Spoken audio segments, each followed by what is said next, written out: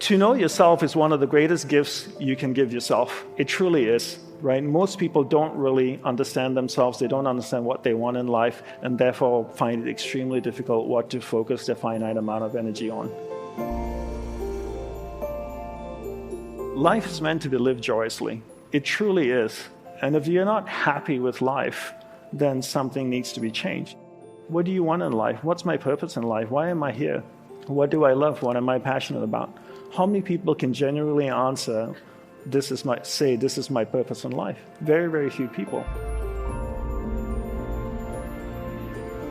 So your spiritual practice is to every year evaluate the people in your life. So go through a process of evaluation and reallocate your energy between people who uplift you and people that don't uplift you. And this is something that I do all the time. The next thing we want to do is to learn to manage energy in our life. This is based on the premise that we only have so much energy each day. We have a finite amount of energy each day. Each day we have this much energy. We take our energy and we invest it into people and things around us. We keep investing until we have no more energy left. We get exhausted. That's usually around 11 or 11:30 or midnight. We go to sleep. Our energy builds up again. We go out the next day and we invest our energy into people and things till we have no more energy. But the one thing most people don't do is we never evaluate who and what we're investing our energy in. So I always tell people to treat energy the same way you treat money. It's a finite resource that needs to be wisely managed, wisely reallocated, and wisely invested. No matter how rich you are, you only have so much money, right? And before you spend money, most of us think and evaluate what we're investing our money in.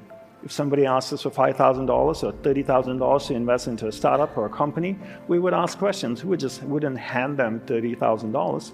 We would ask, what's your plan with it? What are you going to do with this money? What's my return on my investment? Because it's a finite resource. So why don't we do the same thing with energy? Before we invest energy into someone or something, why don't we evaluate if that person or that thing is deserving of our energy? Because if you only have this much energy, and if I took 10% of my energy and I gave it to John, that's 10% I could have given to my spouse, my business, the things and people that I love. Remember the law of thermodynamics. Energy cannot be created or destroyed, but it can be transferred or transformed from one thing to another, right? So I can't create energy. If I give 10% to John, I want to know he's going to do something good with it. Because if he's just going to squander it, I'd rather take it and give it to the people and things that I love. So why is it important to manage energy? For me, the greatest impetus for managing energy is death. Death is the greatest impetus for me to manage energy. I realize that life is finite, that I only have one life as me. And regardless of my beliefs, I know I have one existence and as Dandapani. And what happens after death, I'm not quite sure. We all have different upbringings, different religious beliefs. Some people say when you die, you go to heaven or hell. Some people say when you die, it's game over, that's it, nothing happens afterwards. Some people say when you die, you get reincarnated as a man or woman. And others say you get reincarnated as a man, woman, maybe an insect or an animal. But no one really knows. We have our beliefs and we hold strongly to them. But no one's ever died, gone to heaven, taken a selfie, come back, posted it on Instagram and said, look at me here in heaven, #pearly-gates, right? So we don't quite know, but the one definitive thing is that we know we're going to die. And I know I have a finite amount of life. I don't believe life is short, but I do believe it's finite. And because my life is finite, I want to be extremely clear where to focus my energy. There's no point learning to concentrate if you don't know what to concentrate on. So along with learning concentration, it's really important to also learn what to focus on. So what I would recommend as a homework is to be clear what your purpose in life is. One way to do this is to spend 5 minutes each morning reflecting on what your purpose of life is. Get to know yourself. Most people are happy to spend time with other people and things, but very few people actually make time to spend time with themselves. So when you wake up in the morning, take a shower, go to a quiet place in your house, sit down, and ask yourself questions about you. What do you want in life? What's my purpose in life? Why am I here? What do I love? What am I passionate about? How many people can genuinely answer, this is my purpose in life? Very, very few people. Once you're clear with your purpose, you know what to concentrate on, and you know what to direct your finite amount of energy towards. So the next thing we want to look at is energy consumers, right? People and things are two of the biggest consumers of energy. And people and things also give you a lot of energy. Since the subject is vast and time is short, let's focus on the people that consume energy and how we can deal with them. I call these people energy vampires. All right? That's what a vampire does, right? Bites you in the neck and sucks the life out of you. And some people consume tremendous amount of energy. Essentially speaking, there are three types of people, and let's keep this simple, monk simple. There are uplifting people, there are neutral people, and there are not uplifting people. An uplifting person, I spend 5 minutes with an uplifting person, I walk away, I feel great, and go like, wow, that was an amazing conversation. A neutral person, I spend 5 minutes with them, I walk away, I'm still the same. A not uplifting person, I spend 5 minutes with them, I walk away, and I go like, oh my God, that was exhausting. Right? And you've probably experienced that in your life. So then the next question to ask is, are they an energy vampire? There are two ways to figure this out. One is I can judge or I can evaluate. Right? What's judging and evaluating? Judging is this. I'm at a party in New York City in a penthouse. There are 200 people in the room. The door opens. This guy walks in. He's got white shoes, a purple suit. He's got a cane and a top hat. He's wearing a chain with a big clock hanging off his chest. I look across the room and I go, he must be a pimp or a drug dealer. That's judging, right? I didn't get to know him. I just judged he was a pimp or drug dealer. Evaluation is this.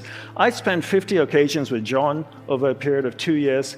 49 of those I walk away from and I go like, oh my God, that was exhausting. It's safe for me to evaluate that John is an energy vampire. Okay? Then there are two types of energy vampire. The next question is, are they a transient energy vampire or inherently an energy vampire? Right? What's a transient energy vampire? Just say John is going through a hard time in life because his dad is dying of cancer, for example. And for 3 years, he consumes a lot of energy. You know, he's always down. You need to uplift him. He's feeling very sad. It's okay. You give him that energy because he's your friend, and that's what we do. We express compassion, empathy, and love, and we support our friends during difficult times. What's someone who's inherently an energy vampire? Someone who's inherently an energy vampire has always been this way.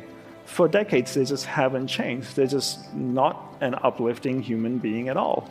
So how do we deal with someone who's inherently an energy vampire? How many of you feel like you have someone who's inherently an energy vampire in your life? So how do we deal with someone who's inherently an energy vampire, right? My guru taught me the best way to do this is to practice the art of being affectionately detached, but always kind, gentle, sincere, and loving towards them. What does this mean? So just say John is inherently an energy vampire. I live in New York City. I'm walking down Fifth Avenue. I see John walking towards me. What do? Do I cross the street? That's not very nice.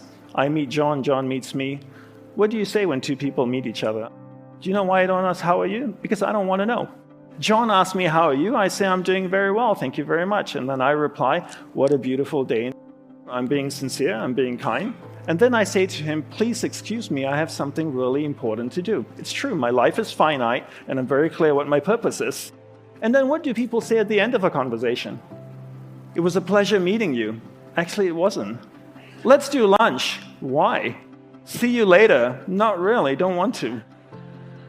Why do we say the things we don't mean and ask the questions we don't want answers to? So at the end of a conversation, I say, have a wonderful day, which is true. I know he's inherently an energy vampire, but I do wish he has a wonderful day. So the concept of being affectionately detached is to not engage with someone, right? Just to be kind, to be gentle, to be sincere and loving towards them, but not engaging with them. What's another way to protect yourself from an energy vampire? Is to place the burden of responsibility on them. What does that mean? I'll give you an example. I have a client of mine who's an expert in social media. Right? So a lot of people want to get together with him, have a cup of coffee, a glass of wine. Let's catch up for lunch. Let's do dinner. Why? Because they want to pick his brain and get information from him.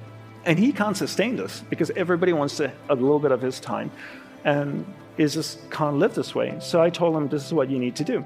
You need to tell this person who wants to meet with you to read your favorite marketing book.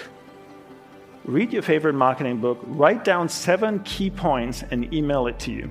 Once you receive the 7 key points from the book, tell them that you want to see what stands out to them in the book. Once you receive these 7 key points, you email them and say, let's meet up on this day for a couple hours and we can discuss a marketing strategy for you.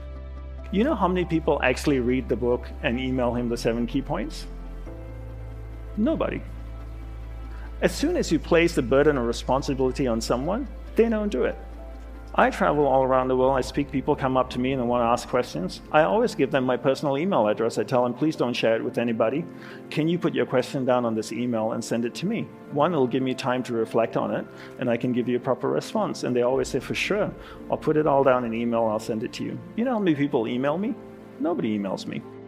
Simple little task, right? I'm not asking them to do yoga, to meditate, to breathe out of one nostril. You just send me an email with your problems, and they don't do it. So place the burden of responsibility on someone. If you're somebody who's developed a particular skill, you're an expert in a particular niche, in a particular area, and you find that people want your time, they want your energy, the one simple way to protect yourself is to place the burden of responsibility on them. Give them a simple task to do and see if they do it. And if they fulfill that task and come back to you, then go out of your way to help them. Another thing I want to talk about is mental energy vampires. What's a mental energy vampire? Mental energy vampire is unresolved emotional experiences that are sitting in our subconscious. Most people's subconscious mind looks like this Indian flower market. It's just packed with stuff because people don't resolve stuff as they go through life, right? Everything that is once passed through your conscious mind in the form of experience is resident in your subconscious mind, and all these experiences have emotion attached to them. One simple way to deal with unresolved emotional experience is to do this exercise called the Vasana Daha Tantra. That's a Sanskrit name for it. And what it really is to take a piece of paper and write down the problem on it. Every experience has emotion attached to it. And I want to share with you a quote from Tesla, which I think really encapsulates the philosophy that I believe in, or that I was trained in the monastery. Tesla says, if you want to find the secrets of the universe, think in terms of energy, frequency, and vibration. Everything is made up of energy, and it's vibrating at a certain frequency. So if I have an experience, it has emotion attached to it, it's vibrating in my subconscious mind. My goal is, I can't do anything about the experience because it's already happened, but what I can do to help myself is to remove the emotion that's attached to experience. So I take a piece of paper, I write down the problem. As I write down the problem, something really interesting happens. That experience moves from my subconscious mind to my conscious mind because I'm reliving it. The interesting thing that happens is the energy, the emotion actually comes out of the experience, flows through my hands into the piece of paper. Now I crumble the piece of paper and I burn it in a fire. It could be a garbage can, a fireplace, it doesn't really matter. Does the fire destroy the emotion? No, because you can't destroy energy. But what it actually does is transform the emotion in the paper into heat, flame, ash, smoke, and a whole bunch of different things. I remember the first time I ever shared this exercise was with a group of entrepreneurs in Perth, actually, about 5 years ago. And one of them said to me, look, Dandapani, I realize that experiences have emotion attached to them. And I realize as well, when you relive it or you're writing about it, it goes from your subconscious mind to your conscious mind.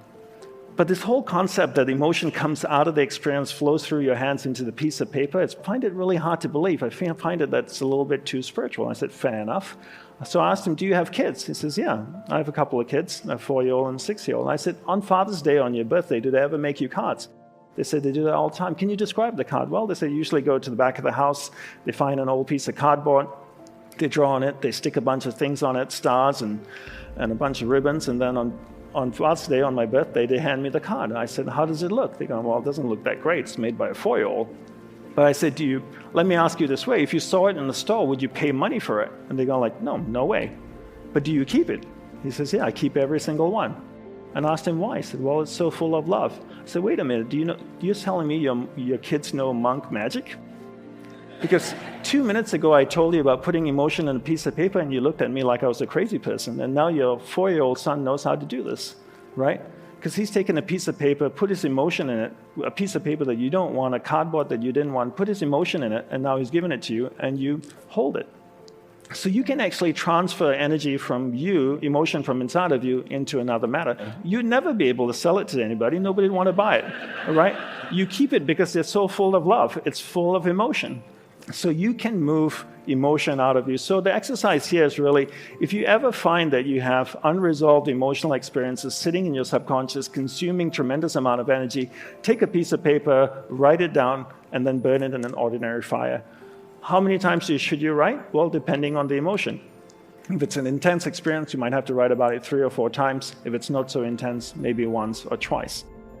To know yourself is one of the greatest gifts you can give yourself. It truly is, right? Most people don't really understand themselves. They don't understand what they want in life, and therefore find it extremely difficult what to focus their finite amount of energy on. I want to leave you with 2 quotes, one from my guru. The first one is proceed with confidence, right? Proceed with confidence. Believe in your ability to manifest something in your life, because you can. How do you manifest something in your life? You take your awareness, you focus it on that thing. You know how to develop concentration now. You keep your awareness on it. When your awareness is on it, that's where your energy is flowing. When your energy flows there, it starts to manifest in your life. And believe in your ability to do that and proceed with confidence. The next thing is, life is meant to be lived joyously. It truly is. And if you're not happy with life, then something needs to be changed. If you ask most people what do they want in life, they'll always say, most people often answer, I want to be happy. Happiness should never be pursued. Don't pursue happiness. Pursue a lifestyle that results in happiness. And that's, for me, what I do. I never chase happiness. I pursue a lifestyle where the byproduct of the lifestyle is happiness. In order to find out what the lifestyle is, I need to know what my purpose in life is. In order to do that, I need to spend time with myself each day to find out who and what's important in my life, take that finite amount of energy that I have each day, focus it into those things. That starts to manifest in my life. The byproduct of that is happiness.